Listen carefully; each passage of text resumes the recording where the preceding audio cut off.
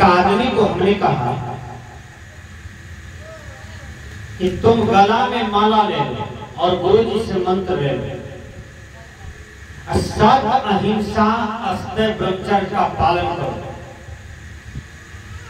उसने कहा बाबा देखिए ना, हम कभी स्वस्थ नहीं रहते, सब दिन हमारे शरीर में रोग रहता। मैंने कहा बच्चा कितना है? कहा बाबा बच्चा तो 6 गो है, 7वां में नंबर है।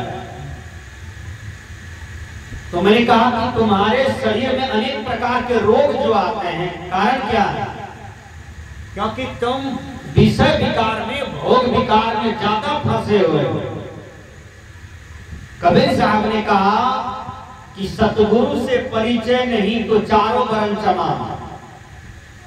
कहने का मतलब क्या है कि जिसको आत्मज्ञान नहीं हुआ गुरु से, तो हार चाम से जन्म लिया, हार चाम वाला देव को प्राप्त किया, हार चाम को भोगा, भोगते भोगते मर गया, अब फिर जाकर के हारे चाम वाला देव को प्राप्त करेगा।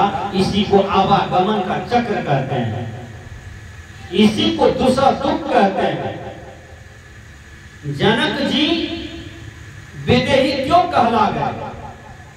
क्योंकि बड़े बड़े विरक्त से भी गृहस्थ होकर के जनक जी उत्तम साधना किए। ब्रह्मचर्य व्यक्ति भी थे, विरक्त व्यक्ति भी थे, बढ़िया बढ़िया संत महात्मा फैल हो गया। गृहस्थ संत जनक जी के सामने क्यों? कि वह दिल से भक्ति, दिल से साधना करते थे और उसका साधना सफल हो। मैंने कहा देखो, आप सुखी होना चाहते हो तो आपको माला लेना पड़ेगा, मंत्र लेना होगा और गुरु जी के आज्ञा अनुसार चलना होगा। तो वो क्या कहता है कि बाबा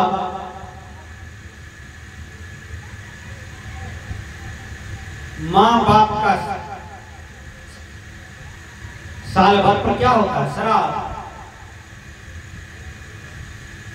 साल भर पर बरखी का बाबा बरखी बचा, बरखी कैसे लेंगे?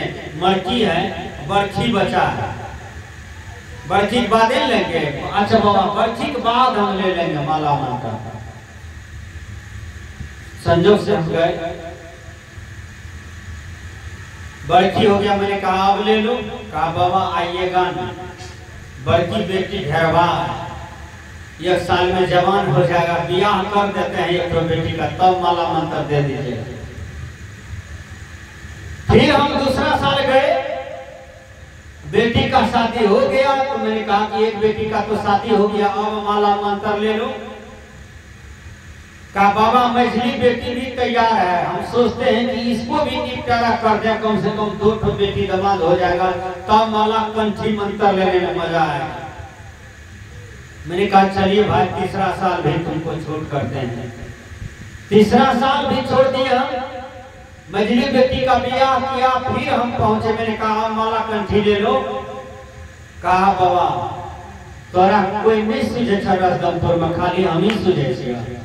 वो कहता है अब विचार कीजिए, कहने का भाव है कि संत महात्मा लोगों को सुधारने आते हैं, लोगों को जगाने आते हैं, लोगों के जीवन को निर्माण करने आते हैं। ये विद्यालय क्यों है बगल में? सरकार वेतन दे रही है कि इसमें पढ़ लिख करके कोई डीएम बनेगा, एसपी बनेगा, मास्टर डॉक्टर बनेगा, इंजीनियर कलेक्टर बनेगा, इसलिए बगल में विद्यालय दिया है।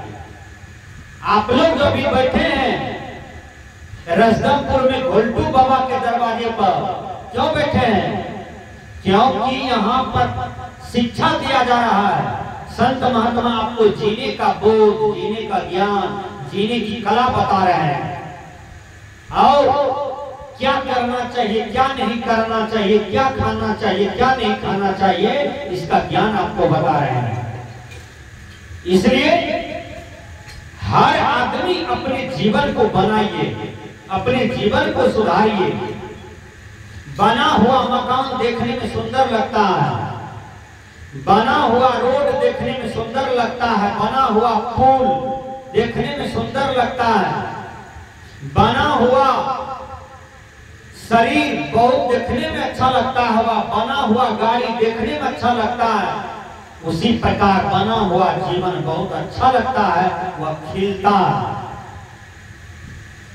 लकड़ी फेंका हुआ है, वो लकड़ी को पीढ़िया बना दिया शर्मा भाई, कितना अच्छा लगता है देखने में। लकड़ी फेंका हुआ है, वही लकड़ी का पलंग बना दिया शर्मा भाई। लकड़ी फेंका हुआ था, पलंग बन गया, वो पलंग 1 लाख का दाम हो, देखने भी अच्छा लग रहा है। उसी प्रकार आपके जीवन को बनाता है कौन? गुरु। ये सत्संग देखिए, मनुष्य नाच में भर भर रात बैठेगा, बिना दल का, बिना निमंत्रण का, भर भर रात बैठेगा, नींद कमैया करेगा, अगलका का पाद पिछलका सुनेगा, पिछलका का पाद उसका पिछलका सुनेगा नाच में है। अब पूरे परिवार बैठ करके नाच देखेगा, आंख फाड़ फाड़ के। सत्संग में कहिए आने के लिए तो कहेगा घोलटू बाबा हमारा दल देना चाहिए, विचार कीजिएगा। सत्संग के नाम पर लोगों को पहाड़ बुझाता है, जबकि सत्संग में ज्ञान होता है। हमारे बगल में आनंदी बाबू है, मेरा नाम सुनना बेचारा चले आया। 1 नंबर का जो सत्संगी होगा तो हजारों काम छोड़ करके सत्संग की आवाज सुनेंगे, तो आप चले आएंगे सत्संग में। मत मजहब नहीं देखेगा, वो सत्संग को देखेगा। सैकड़ों काम छोड़ करके मनुष्य को मैदान करना चाहिए, हजारों काम छोड़ करके मनुष्य को स्नान करना चाहिए, लाखों काम छोड़ करके मनुष्य को भोजन करना चाहिए, और करोड़ों काम छोड़ करके मनुष्य को सत्संग करना चाहिए। सत्संग मिल जाए तो समझिए कि आज आपको सुधरने का मौका, बहुत बढ़िया ज्ञान उपार्जन करने का मौका मिला। रामायणकार ने समझाया, सुनी समझी मुदित मन मजहि अति अनुराग, लहरी 4 फल अक्षत तना, साधु समाज प्रयाग। जहां संत समाज मिल जाए, साधु समाज मिल जाए, उसको प्रयाग जानिए। प्रयाग में जाने से पुण्य होता है। प्रयाग कहाँ है? इलाहाबाद को प्रयाग कहा जाता है।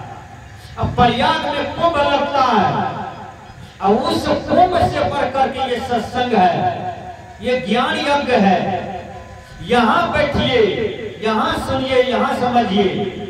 मनुष्य पैसा कमाया, अब भर पेट खाना पीना खाया, शाकाहारी वाला भोजन किया, मांसाहारी 2 किलो मछली लाया, मसाला लाया, और दोनों कलिया दुला बच्चा भर पेट चंगा माछ, बुआरी माछ भात रोटी में मिला के खा लिया, और कुंभकर्ण के तरफ ठुर्री पार करके सो गया है।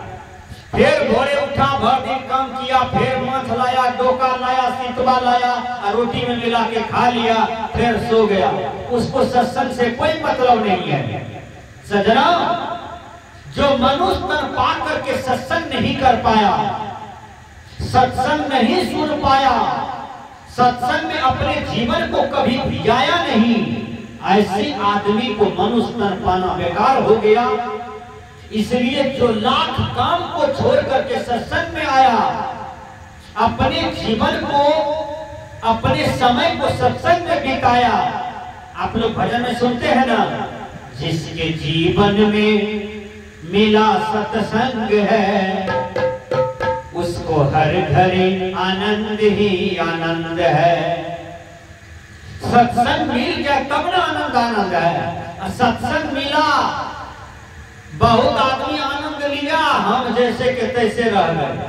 मतलब सब्जी में छोलनी रहता है 24 घंटा, छोलनी कहाँ रहता है? सब्जी में ढुकल रहता है।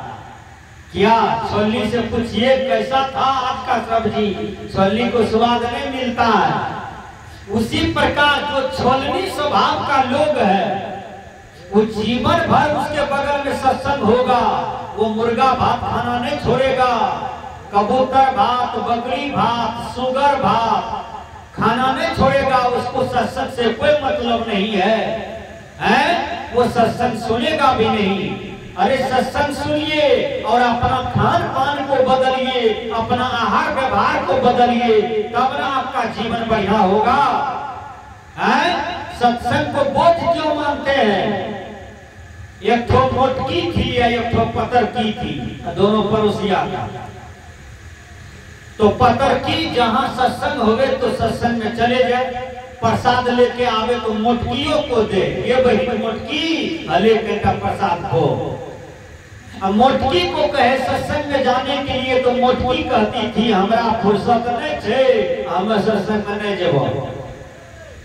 बारंबार मोटकी कहती थी, पतरकी कहती थी कि बही आय रणबीर मामा आयल छे जीवजपुर से, चलो ने बढ़िया सत्संग करे छे, गावे छे।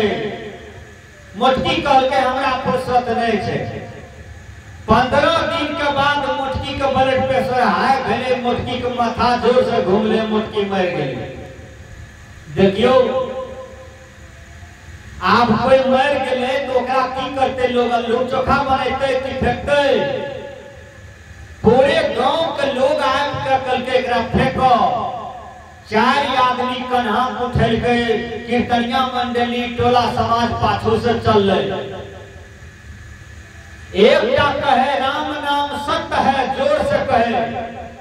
अब पीछा जितना आदमी रहे वो कहे सबका यही गत है। अब मोटकी सुतल छे ओकरा पर। देखियो एक आदमी जोर से कहे राम नाम सत्य है, पीछा में जितना भी लोग था वो कहते थे सबका यही गत है। अब पतरकी मनेस कहे आय हमर बहन को फुर्सत है, आय हमर बहन को फुर्सत है। कहने का भाव है कि जब तक है जिंदगी फुर्सत न होगा काम से, अब कुछ ऐसा समय निकालो, प्रेम कर लो भगवान से। अरे भगवान की भक्ति क्या है? आत्म भक्ति को ही भगवान भक्ति कहते हैं। उद्धार के रास्ते को पकड़ लीजिए, यही भक्ति है, यही परमात्मा की भक्ति, यही भगवान की भक्ति है। पकड़ तो लीजिए। आइए भजन में